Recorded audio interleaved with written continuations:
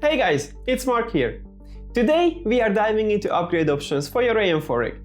This video is for you if you are currently rocking a 5800X or if you are just considering upgrading to it or any other X3D chips that I've tested. I'll be primarily focusing on gaming results here, but I will include a few productivity benchmarks too to paint the full picture. To keep things fair, every test used the same motherboard, memory and GPU configurations, and BIOS stayed at stock settings for the most part. I just enabled rebar and expo for the memory. Of course, the 5800X overclocked results were not done on the stock settings because that would be impossible. Both the CPU and GPU were water cooled for best performance. And without further ado, let's see how they stack up.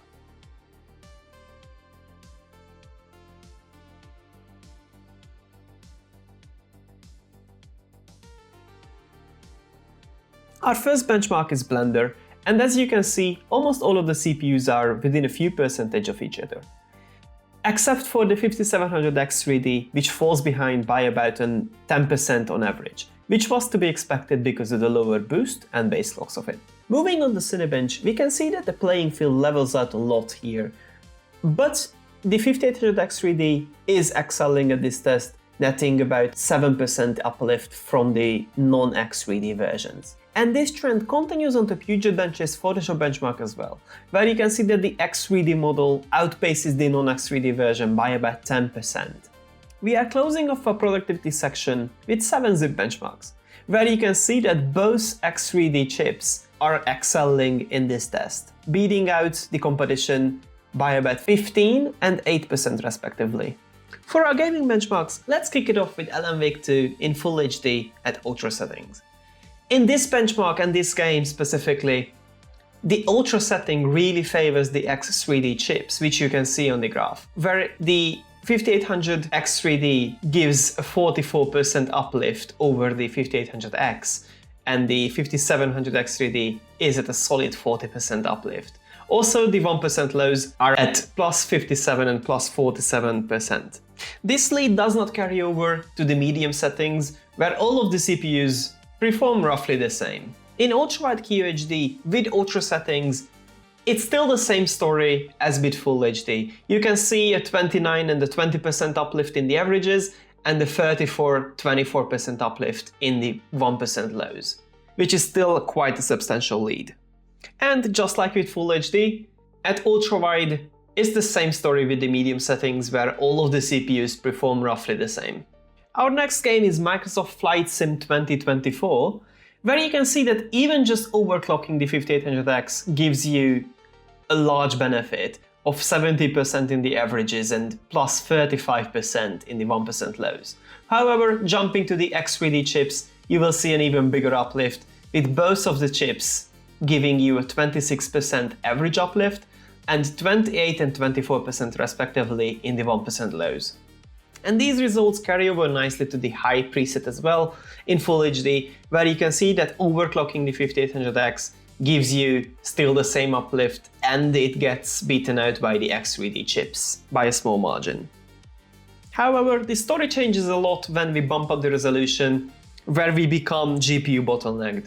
As you can see that all of the CPUs perform on par with each other within a few percentage. And this is also same for the high preset, so no real big surprises here. Shadow of the Tomb Raider was a big surprise for me. As you can see, overclocking your chip will net you an 11% uplift without ray tracing and a 7% uplift with ray tracing. However, on the other hand, the X3D chips beat this out by a huge margin, where the 5800X3D gives you almost a 60% lead over the stock version, and the 700X3D gives you a 44% lift in no ray trace scenarios. When you enable ray tracing, it changes a bit because you only get a 22% and a 17% uplift, but that's still a huge improvement.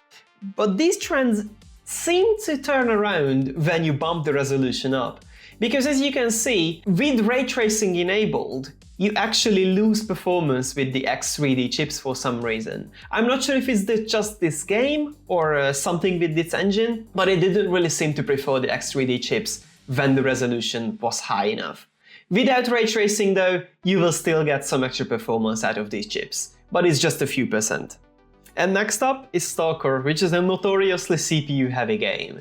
But here as well, if you just overclock your chip, you can get a 3% uplift in averages in Full HD Ultra setting, and a 7% uplift in the minimums of 1% lows. However, if you upgrade to the X3D chips, you will see a 10% increase in averages and a 50% in the 1% lows.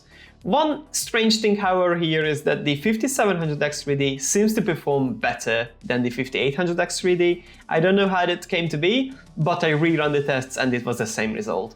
It might be something with the game's engine, but we will never know, I guess. Lowering the settings in this game will result in a strange result. So the stock version is on par with the overclocked version, so you don't really get any advantage out of it. However, the X3D chips gain a bit of performance, so you get a 50% and a 9% uplift in averages, and a 16 and 7% uplift in the 1% lows.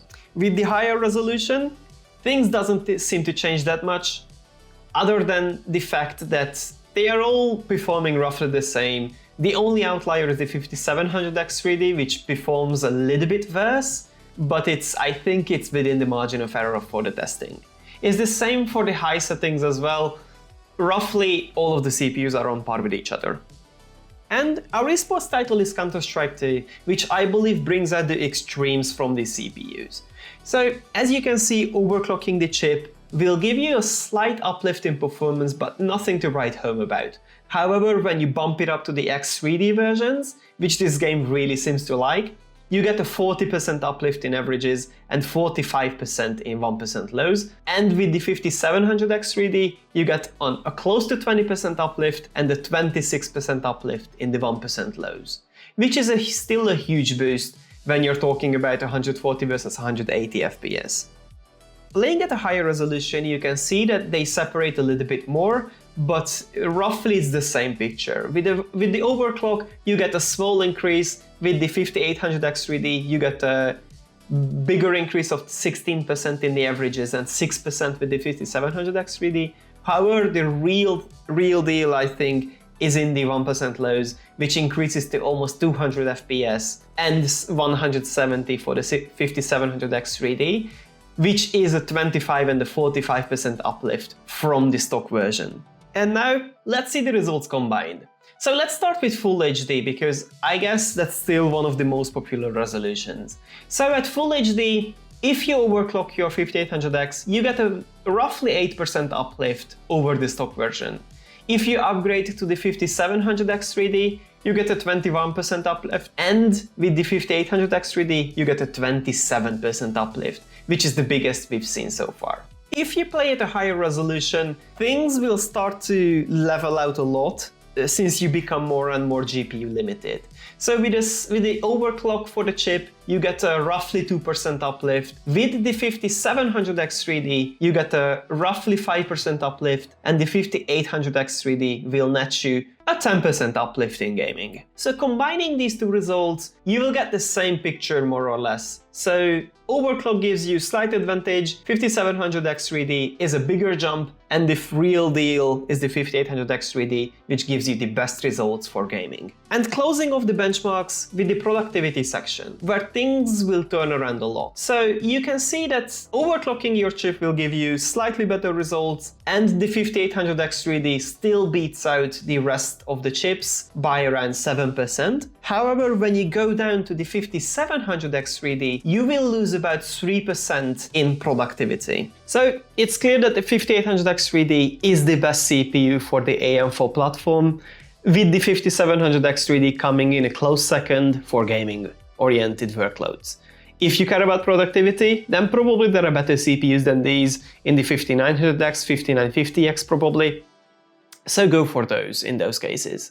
But for general use, 5700X3D or 5800X3D are both valid choices.